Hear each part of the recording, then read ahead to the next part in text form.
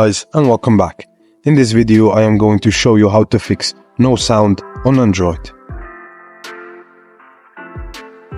Often Android users face a scenario where despite a video or song is playing, there is no sound output.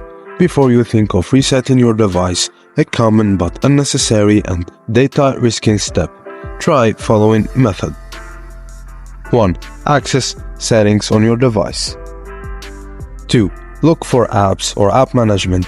This could be also named application manager in some devices. 3. Tap on the three dots on the menu icon within the apps section.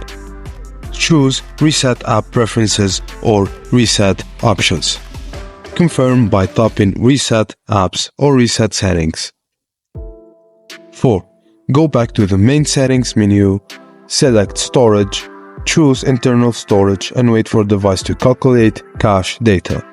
Once calculated, tap on cache data or clear cache option. Confirm by clicking OK to clear cache data for all apps. After that, restart your Android device to apply the changes. By following these steps, you should be able to resolve the sound issue on your Android device without the need to reset it and risk losing your data. This method is straightforward and avoids unnecessary data loss.